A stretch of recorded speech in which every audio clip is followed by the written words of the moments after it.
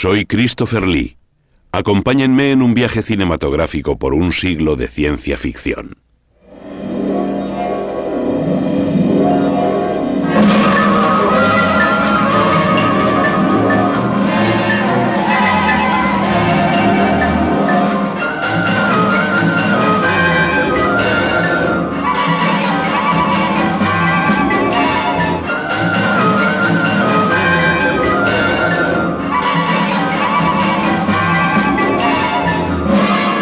Un siglo de ciencia ficción.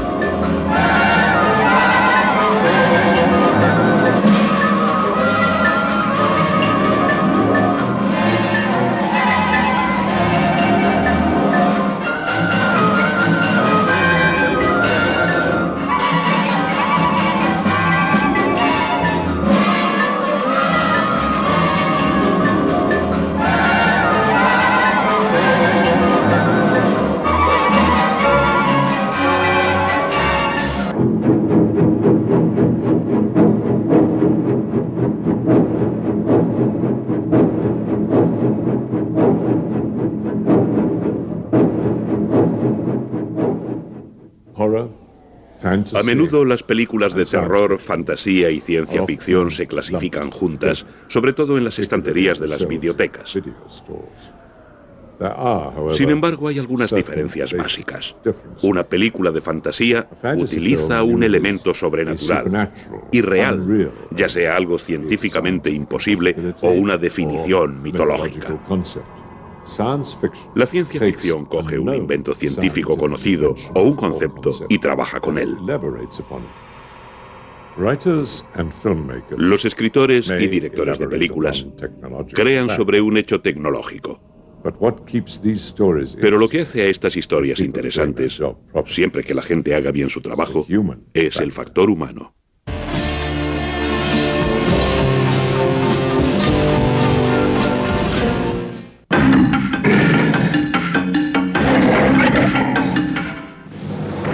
Desde los tiempos más remotos, la gente quería saber qué deparaba el futuro.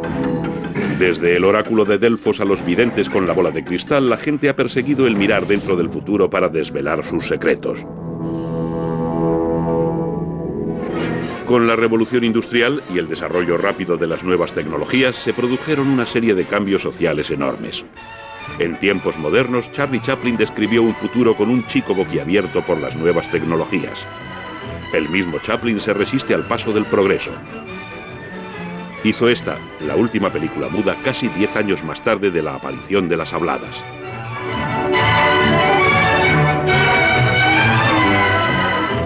Mucha de la ciencia ficción impresa y de las películas especula sobre lo que el futuro nos reserva. Películas de los años 30 como Solo imagina y Cosas que pasan intentaron mirar a través del tiempo y descubrir cómo sería el futuro. Estas imágenes de un futuro brillante, lleno de maravillas técnicas, da la esperanza de un nivel de vida mejor. Pero el futuro no parece siempre tan brillante para algunos escritores de ciencia ficción. En Cosas que pasan, el escritor H.G. Wells predijo que la humanidad tendría que sufrir otra guerra mundial, una peor que la primera, antes de lograr la tierra prometida en un futuro de paz. Tristemente acertó, por lo menos en parte. Otra novela de Wells, Cuando el durmiente despierta, ha sido cogida como tema por Vincent Price para las películas americanas internacionales. Contaba la historia de un hombre que despierta siglos después entre un futuro de revolución, totalitarismo e imaginaciones científicas. Nunca se hizo, pero la idea la retomó el actor-director Woody Allen en El Dormilón. I'm a clarinet player in 1973. I go into the hospital for a lousy operation. I wake up 200 years later and I'm Flash Gordon. Realmente Allen era Buck Rogers, que sufría una cosa parecida a esta de despertar de este letargo en un tiempo futuro. Buster Crabbe, que también actuó en Flash Gordon, hacía el papel del amante de la libertad Buck Rogers en la serie de 1939. In a sense, I suppose we are. If it's revolutionary to protest against brutality. I have had enough. Algunas invenciones futuristas identificadas con la ciencia ficción se introdujeron en estas series de aventuras. Get out a last signal to Earth that we've landed.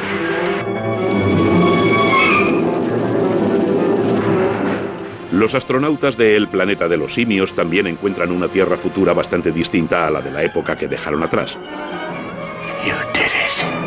You cut up his brain, you bloody baboon!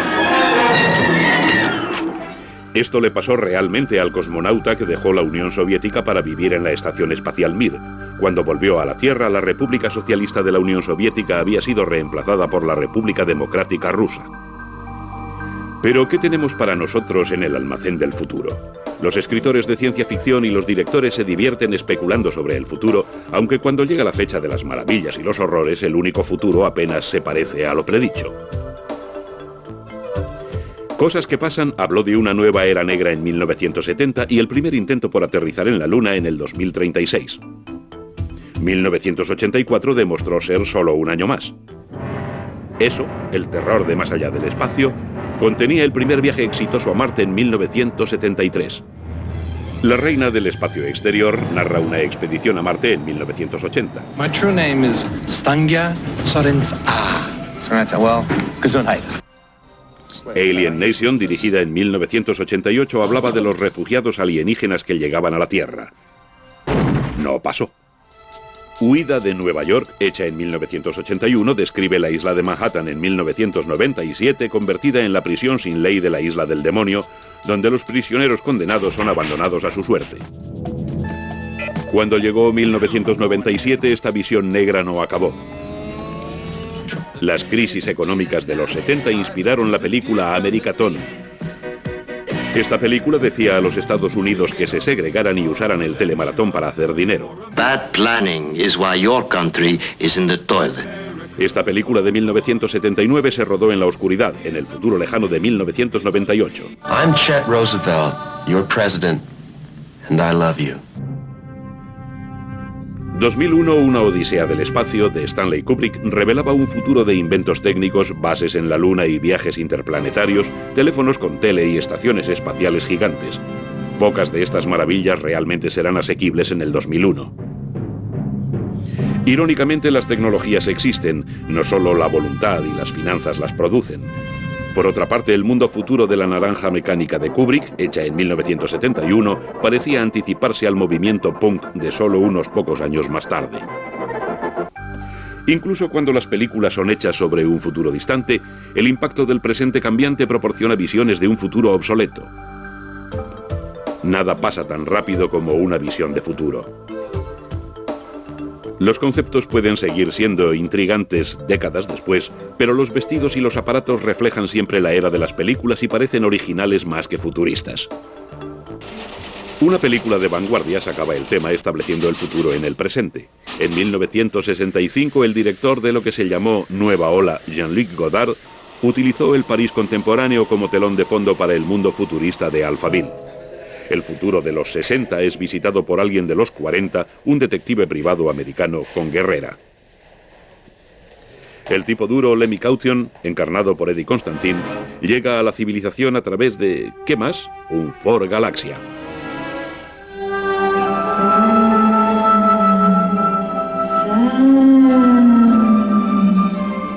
En Brasil, hecha en 1985, el director Terry Gilliam satirizó las películas antiguas sobre el futuro con una película enmarcada en el futuro empleando técnicas del pasado. Otra extraña visión del futuro se reveló en la película adaptada del libro de Michael Moorcock, El programa final. Lanzada en Estados Unidos como Los últimos días del hombre sobre la Tierra, la película destaca algunas de las mismas rarezas de las películas del Dr. Phibes del director Robert Fuest.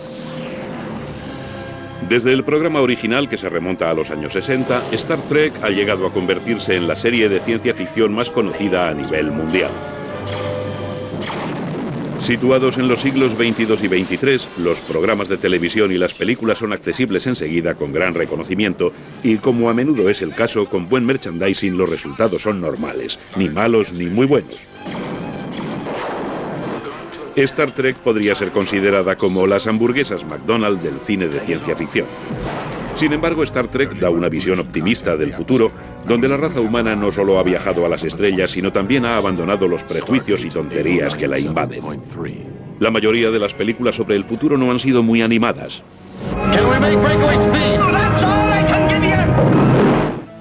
Utopía era el título del libro de Sir Thomas More, publicado en 1516.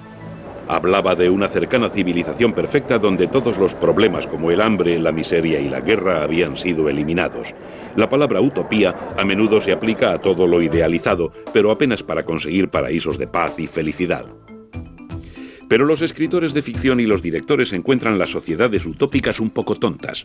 Les gusta presentar el futuro con los problemas normales y con los temas contemporáneos magnificados. Así, Buck Rogers, en 1930, fue amenazado por Killer Kane, un dictador del futuro que tenía un extraño parecido con un conocido dictador de los 30. Cuando el futuro se presenta considerablemente peor que el presente, a esto se le llama distopía futura. La novela de George Orwell, 1984, ha sido llevada al cine 2 veces.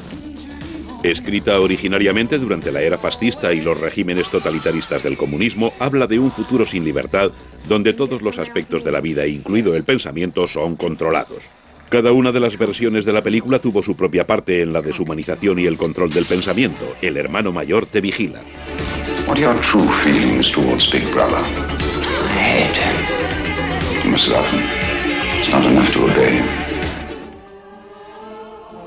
La película de Terry Gilliam, Brasil, es en parte una sátira de 1984 y otras películas futuristas. Jonathan Pryce hace a todos los hombres modelados por la tecnología y la burocracia. Se sumergía en sueños fantásticos.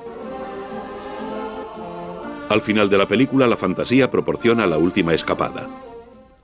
La diferencia entre los ricos y los pobres a menudo aparece en las películas del futuro. Una de las películas más grandes de ciencia ficción de todos los tiempos es la película alemana de 1926, Metrópolis. El director Fritz Lang se inspiró para hacer la película en su llegada en barco a Nueva York cuando se quedó boquiabierto al ver Manhattan de noche. Imaginó un futuro con ciudades de enormes rascacielos. Pero esta metrópolis no era un paraíso celestial del todo. La élite rica podría vivir en lujo y esplendor en las capas altas de la sociedad. Mientras tanto, la inmensa mayoría eran obreros que vivían y trabajaban en las profundidades oscuras y brutales de la ciudad. Metrópolis presentaba un futuro con las dos cosas, cielo e infierno.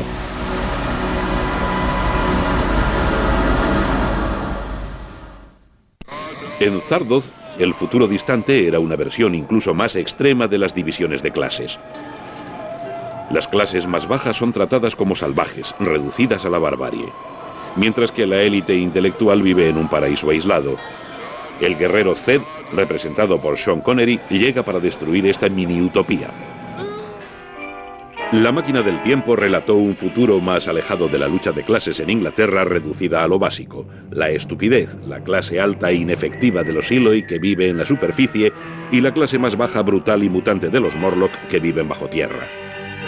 Los Eloi han llegado a ser tan complacientes que apenas se han dado cuenta de la injusticia de los Morlock, que se alimentan de ellos. Mundo sin fin hablaba de la historia de los astronautas que accidentalmente se encuentran en el futuro. En el año 2508 ellos encontraron la guerra nuclear por toda la Tierra y la apartaron a un erial. Aquí los mutantes vivían en la superficie mientras que los últimos residuos de la civilización habitaban bajo tierra. La creación de los humanoides tenía un tema similar, enmarcada en la guerra mundial posnuclear, donde la radioactividad había dejado a los humanos estériles. Los androides construidos para servir a la gente acaban reemplazándolos. Otra película de después de la Tercera Guerra Mundial, Los Exploradores del Tiempo, también presentaba un futuro poblado con trabajadores hechos en masa y prefabricados. Las cosas no son tan brillantes tampoco en la película de Ridley Scott, Blade Runner. Como Metrópolis, a la que se parece en estilo, refleja un mundo futuro de competiciones con una enorme disparidad entre ricos y pobres. Hay también un problema añadido, el del trabajo esclavo de unos androides enfadados. En Blade Runner, el siglo XXI en Los Ángeles fue cuando Frank Lloyd conoce a Hieronymus Bosch, un personaje extraño e instruido, infierno de neón, plástico y corriente eléctrica. Esta película hizo de hecho predicciones sobre el futuro. Prácticamente cada película de ciencia ficción hecha después de esta imitaba su estilo de diseño de producción y fotografía. Time to die. En Mundo Occidental y su capítulo Mundo Futuro, la gente va a los parques de atracciones donde pueden vivir sus fantasías. La tecnología avanzada de los robots asegura las excitantes pero seguras experiencias. Hay, sin embargo, fallos en ocasiones. El director-escritor Michael Crichton creó este parque de atracciones convertido en un sitio muy peligroso, un tema que repitió en las novelas de Parque Jurásico. El capítulo Mundo Futuro contenía la conspiración de los humanos que son sistemáticamente reemplazados por robots. No solo los humanos están en peligro en el futuro. Hecha al principio del movimiento ecológico, Silent Running hablaba de un futuro donde las plantas de la Tierra sobreviven solo en las estaciones espaciales hasta que es decidido que no se necesitan más. Bruce Dern hacía de un jardinero astronauta que rechaza abandonar a sus amigas las plantas. Los libros son las especies más peligrosas en Fahrenheit 451. La versión de François Truffaut de la novela de Ray Bradbury presenta una sociedad en la que los libros están prohibidos. Los bomberos no corren a apagar los fuegos, sino que los provocan, queman los libros que pueden inspirar el pensamiento libre en una sociedad controladora respecto a ese tema. Los futuros totalitaristas y los directores de las películas prefieren presentar otros entretenimientos además de leer libros. En las arenas de la antigua Roma, los romanos civilizados y avanzados en cuanto a tecnología se refiere se divertían viendo a los gladiadores luchando hasta la muerte o a los mártires indefensos que iban a ser alimento de las bestias. Los líderes romanos buscaban mantener a las masas concentradas proporcionándolas pan y circo. Con la llegada de los tiempos modernos y las dosis diarias de reportajes brutales, los directores de películas especulan sobre una sociedad futura que estaría acostumbrada a la violencia y aceptaría los deportes sangrientos como entretenimiento familiar. La analogía es que en el futuro la civilización se habrá degradado hasta tener la misma lujuria sangrienta del Coliseo romano. Rollerball combinaba el campeonato de patinaje sobre ruedas con la carrera hacia la destrucción demoledora. Esta carrera mundial ofrecía el deporte violento para mantener a las masas más bajas en orden. El chiste de Carrera Mortal 2000 describía el futuro con cambios en el deporte en las carreras de coches. Los conductores marcaban puntos volviéndose peatones de la carretera mortal. El deporte mortal continúa el tema del viejo deporte sangriento en las sociedades futuras. En esta época postapocalíptica, el Coliseum como terreno de disidentes y criminales encontró su renacer en el futuro totalitarista de El Corredor. El juego tiránico muestra al enemigo Richard Dawson que condena a Arnold Schwarzenegger a muerte en un combate de gladiadores.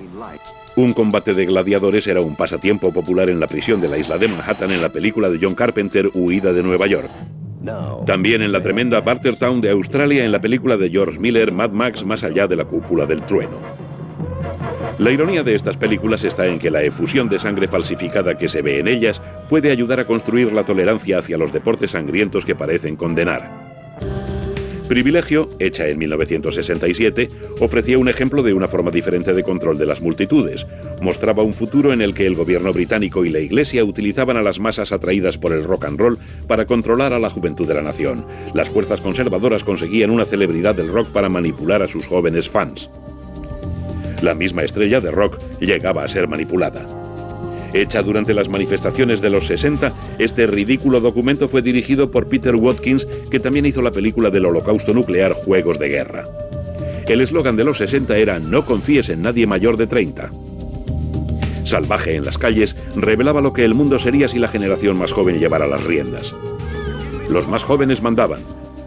Los mayores fueron enviados a campos de concentración. A pesar del punto de vista obvio de la explotación, el guión señalaba una verdad social. Los más revolucionarios llegan a ser como aquellos a quienes derrumban.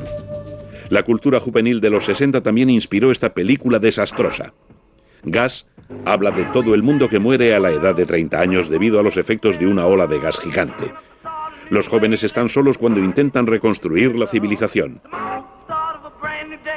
La glorificación de la cultura joven encontró su destino en La fuga de Logan. En su competición mundial de ordenadores, la buena gente tiene un juego ahora: pagar más tarde la existencia. La única trampa es que cuando llegan a 30 los queman. Pero bueno, así por lo menos no hay superpoblación. No hay ni pan ni circos para la superpoblación de Soylent Green. Esta película, basada en la novela de Harry Harrison Ad Sitio, hablaba de un futuro donde la Tierra había llegado a estar superpoblada. Soylent Green se refiere a la solución drástica utilizada para tratar con el problema de la alimentación de las masas mientras haya algo de exceso de población. Recuerda, Soylent Green es gente. ZPG defiende el crecimiento cero de la población. Esta película relataba una sociedad futura donde por la superpoblación se crearon leyes que hacían ilegal el tener niños. La regulación puede ir más allá que eso. En el mundo estéril de THX 1138, los sentimientos humanos se controlan a través de drogas y control mental como robots trabajadores. La gente va por la vida con el piloto automático. Uno puede vivir más de los 30 años, solo que no se le permite ningún tipo de emoción humana. Esta era la primera característica de la película de George Lucas, que adaptó el argumento de su película de estudiante del mismo nombre. Lucas más tarde presentó una sociedad más robusta de ciencia ficción en las series de Star Trek. El reverso de los mundos totalitarios estériles se encuentra en las películas postapocalípticas donde la sociedad se ha colapsado completamente. Si la causa es la guerra, las plagas, los desastres o la ilegalidad, el resultado es el mismo. No hay futuro en estas películas que describen la civilización que reincide en el barbarismo. Las películas de Mad Max fueron inspiradas en parte por la escasez de gasolina de los años 70. Pájaro de Fuego 2015 describía un futuro donde la escasez de gasolina en todos los vehículos de motor estaba totalmente prohibida. Un conductor entregado no puede abandonar su pájaro de fuego y será perseguido por las fuerzas del mal que desean triturar su coche. La misma crisis de la gasolina inspiró a los italianos a hacer esta farsa sexy, La máquina del sexo. Después de que la gasolina se hubiera agotado, un científico chiflado inventa una máquina para aprovechar la energía que se crea en el acto sexual. El resultado es que el sexo extramatrimonial se convierte en una obligación. No todos los futuros son tristes. Aún las distopías futuras han encontrado un lugar seguro en las películas de ciencia ficción actuales. ¿Será el futuro una utopía o una distopía? ¿Cielo o infierno? Solo el tiempo lo dirá.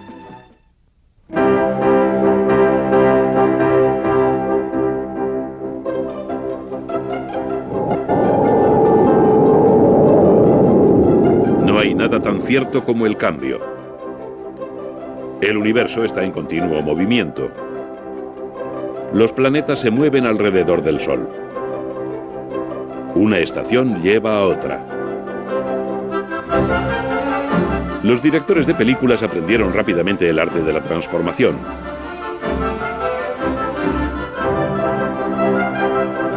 La ciencia ficción tiene su propia forma de transformación. Los mutantes y las semillas de las mutaciones prosperan a través de la historia de las películas de ciencia ficción. Cuando Charles Darwin escribió sobre la supervivencia de los mejor dotados en su Tratado de la Evolución, enfatizó la necesidad para las criaturas de adaptarse a los cambios en su medio ambiente para continuar la especie. Todas las criaturas, todas las cosas son mutantes en un cierto grado.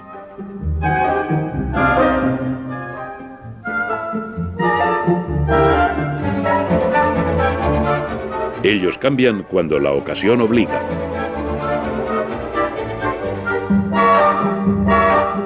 Las orugas se convierten en mariposas en una transformación milagrosa como parte de su plan natural. La variedad infinita existe en el reino de la naturaleza. Los seres pueden ser gordos, delgados o altos. Pueden ser pequeños o muy pequeños o muy pequeños. Las diferencias ocurren dentro del orden natural de las cosas. La ciencia ficción considera lo que es no natural y lo elabora.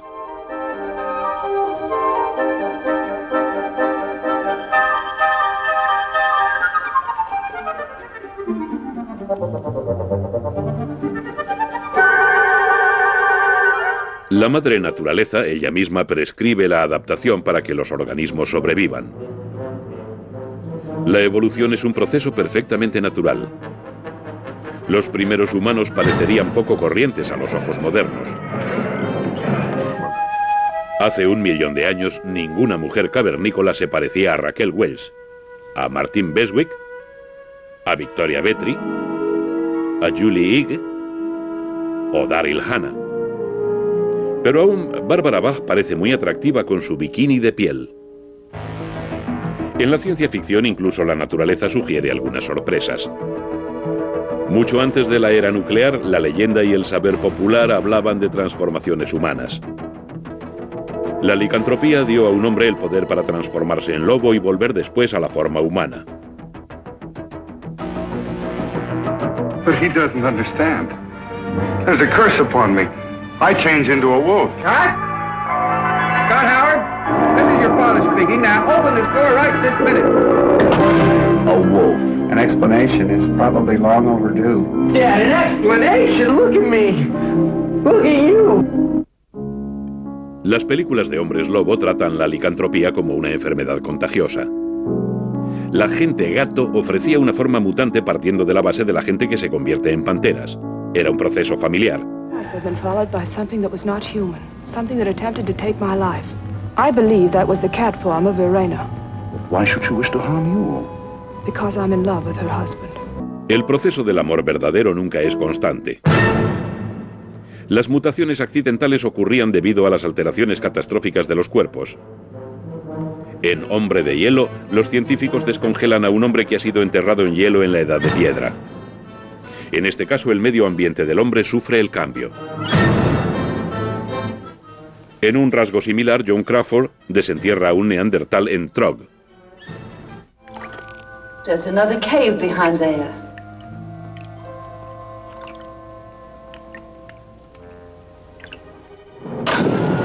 El troglodita sobrevivió al paso del tiempo. No podía hacer frente al siglo XX.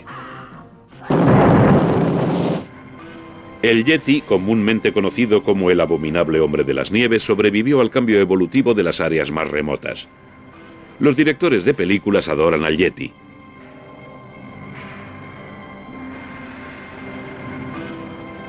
Tan pronto como Sir Edmund Hillary había escalado el monte Everest, el Yeti había invadido las salas de cine. Primero con el hombre bestia y después con el abominable hombre de las nieves del Himalaya, los hombres confrontaron a los hombres de las nieves nativos en su ambiente natural, el hielo y la nieve encima de una montaña. You're jumpy, Hud. All day I've had the feeling someone was watching us, trailing us. En 1955, la película Mitad humano llevaba al Yeti al encuentro del mundo moderno. By measuring the width, length, the depth of the trench, their composite picture described the species as being 9 feet tall and weighing around 1,800 pounds. What did Tanaka say? Well, he was convinced in his mind that the hair follicle was closer to that of man than to that of any other animal known to exist. El encuentro no fue bien.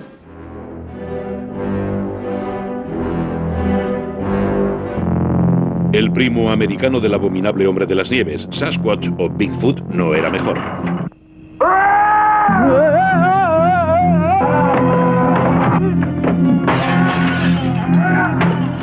That thing, I've had it.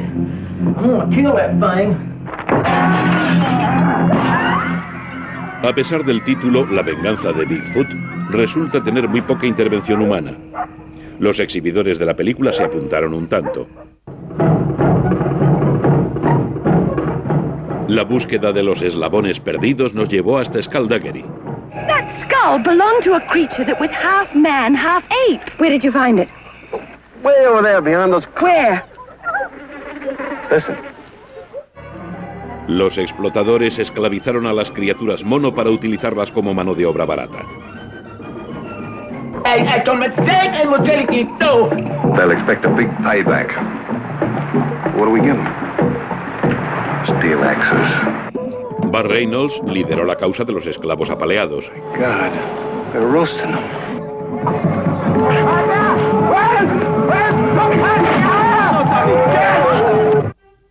Un eslabón perdido figuraba como uno de los vecinos de El Mundo Perdido de Arthur Conan Doyle, filmada en 1925. La interacción limitada con los exploradores humanos fue probablemente por su bien. Las películas de La mujer y el monstruo exploraban la posibilidad de un vínculo entre el hombre y el pez. This lungfish, the bridge between fish and the land animal. This one was a failure. It hasn't changed in millions of years. But here we have a clue to an answer. La ciencia no puede tener lagunas, así las películas llamaban a las audiencias en 1954. Julie Adams reclamaba al hombre agalla.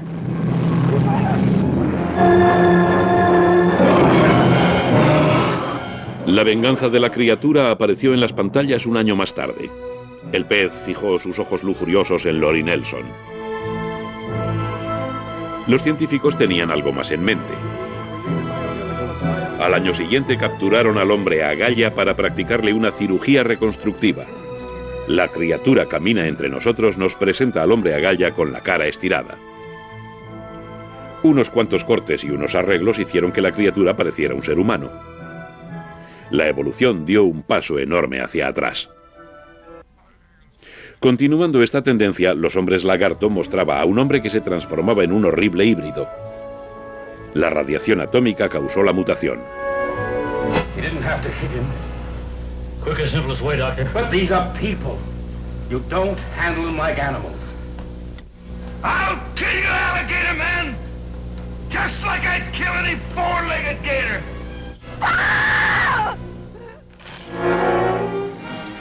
Un híbrido similar serpenteaba por las salas conocido como What is this? I feel like my guts are being rearranged. Touch your skin. It's scaled. Look for your legs. They're gone. Feel your body. It's cold. And listen for the hissing. La reacción del público era siempre la misma. John Carradine utilizaba métodos similares en Lo sobrenatural, relatando una pobre serie de experimentos fallidos. I have found out how now to add to the 16 existing glands a 17th. Artificially developed a new gland. La terapia de radiación nunca pareció más extraña. Look! Look at the giant! Giants! Giants! Las pruebas nucleares han inspirado más mutantes en el cine que cualquier otra causa. What that made that friend was about 10 times the size of a normal man.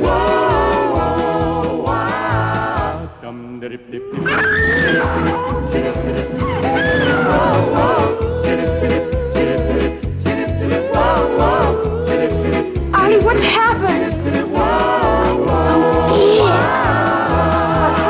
What made him grow? Glenn Manning is growing from 8 to 10 feet. We can't find him anywhere on the ground. Incredibly huge. Drive it in hard. We have to penetrate the bone in the first step. Look out, he's reaching down! We want to help you to get well. Do you still love me? From the tip of your toes to the top of your head. I don't want to grow anymore. I said, cool off!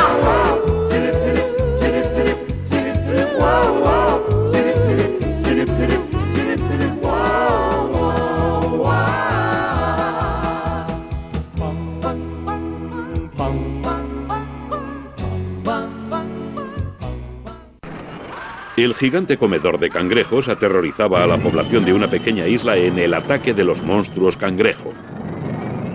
¿Fue esta la inspiración para el ataque de los cangrejos de Ray Harryhausen en La isla misteriosa? De cualquier forma, El ataque de los monstruos cangrejo fue la película más exitosa del director Roger Corman. La radiación atómica afectó a los animales también. Los animales prehistóricos como la bestia de 20.000 brazas o el gigante Behemoth aplastaban las ciudades y a la gente enfurecida. El más fuerte de todos era Godzilla, el rey de los monstruos. Esta bestia gigante arrasaba Tokio una y otra vez en casi 2 docenas de películas. Los insectos reaccionaban también a los estímulos de la radiación. doing? I don't know. Sealing us in. La mantis mortal se unía a una plaga formada por hormigas gigantes, saltamontes y escorpiones.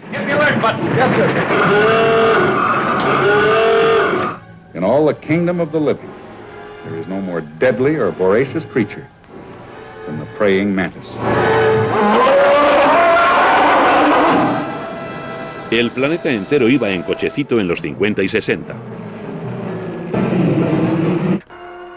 La paranoia nuclear de los 50 resultó una plétora de visiones postapocalípticas.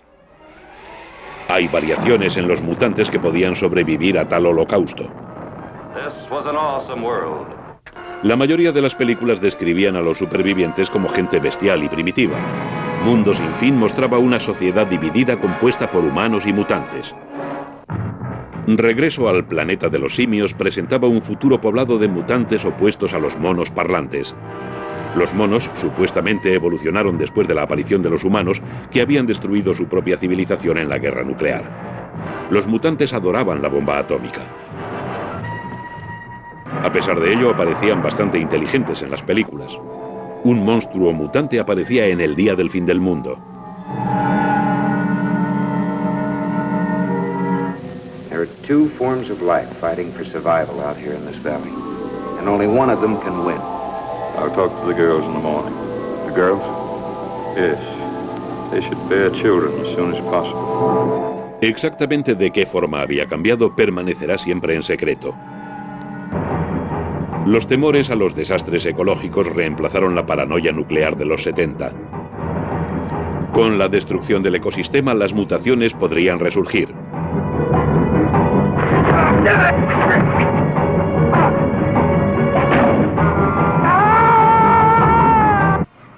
En Godzilla contra el monstruo Niebla, la contaminación forma la formidable Hedorah. More than 1,600 dead have been reported, while other casualties are expected to exceed 30,000.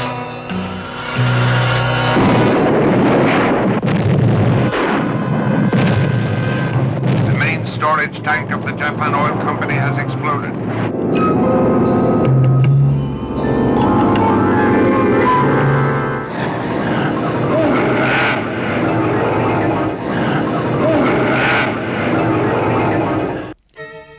Los japoneses también desarrollaron el vapor humano, una cosa como el monstruo de niebla.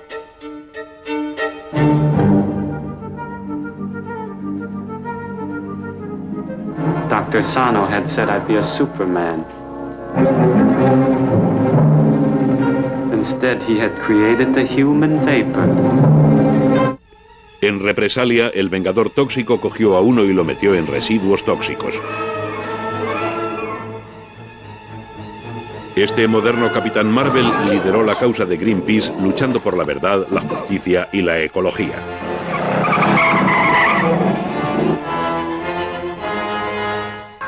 Otra anomalía ecológica produjo el ataque de las sanguijuelas gigantes. Whatever killed those people is still in that lake, and it's going to take more than dynamite to get it out.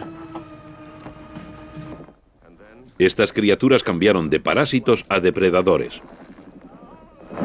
To gratify their distorted desires.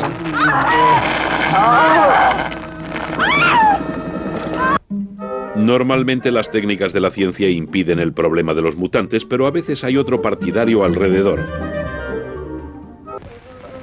El tan nombrado científico loco actúa como jefe progenitor de las mutaciones. Get everything ready. For what? This time I'll burn out all the animal around. I'll make her completely human. Los experimentos en la evolución ocurrían en la isla del Dr. Moreau. La historia de H.G. Wells ha sido llevada al cine por lo menos 4 veces. You see, it's happening already. No! You are an animal. Una película con actores como Charles Lawton, Burt Lancaster e incluso Marlon Brando, quienes representaban las diabólicas transformaciones en los animales. Un científico en Atlántida, el continente perdido, experimentó el mismo proceso. You will be a bull. Every day in every way you will become more and more like one. Afortunadamente, por todo lo que concierne, el experimentador y los experimentos se hundieron en el fondo del mar. El Dr. Jekyll prefirió experimentar con él mismo. I've pleaded with you to let me leave in peace. But you refused. Now, look.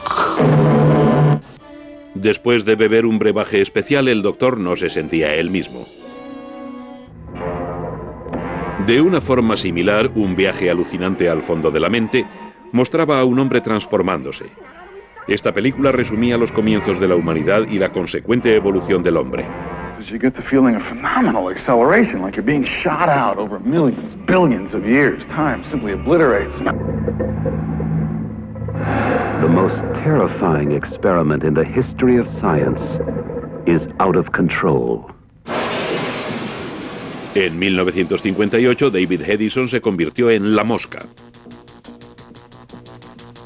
A los demás no les gustó lo que vieron. What if Philippe does not have the mind of a human, but the murderous brain of the fly? Vincent Price vio el cambio desde una distancia segura en esa película y en El regreso de la mosca al año siguiente. La maldición de la mosca completó la trilogía. Años más tarde, Jeff Goldblum ensayó el título a modo de remake. El realismo de los efectos especiales revolvió muchos estómagos. Jeff Goldblum no soportaba la secuencia. Gina Davis no lo soportó tampoco. En otros planetas, los mutantes se crean para soportar medios inhóspitos. Los soldados mutantes de los invasores de Marte proporcionaban protección para la cabeza sin cuerpo de su líder.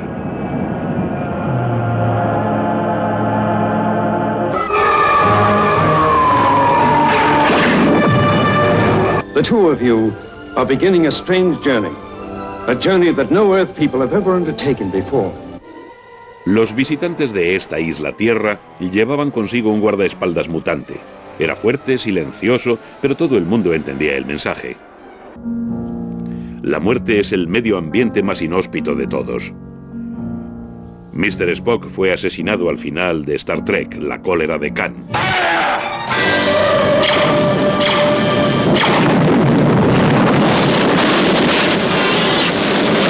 Shoot Blackman, Captain. Can you evade the power? A few shots, sir. Not enough against their shields. Evade the submarine. Scotty, I need warp speed in 3 minutes or we're all dead. La ciencia ficción siempre encuentra una forma. La búsqueda de Spock resultó un éxito. El volcán volvió a la vida a través de varias de las partes de Star Trek.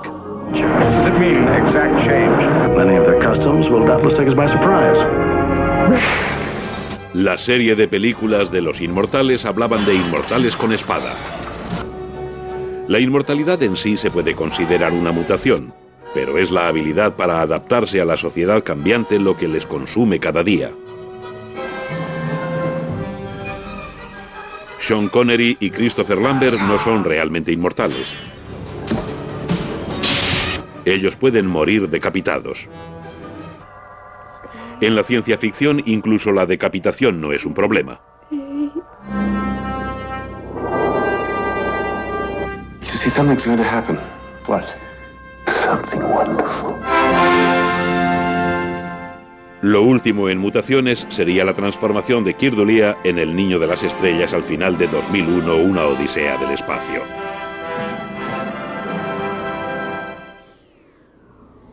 En el siglo pasado, hemos visto innumerables cambios en ciencia y en tecnología. Pero la naturaleza humana permanece constante.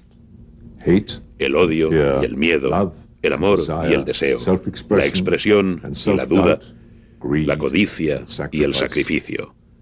Estos componentes básicos del espíritu humano nunca cambian.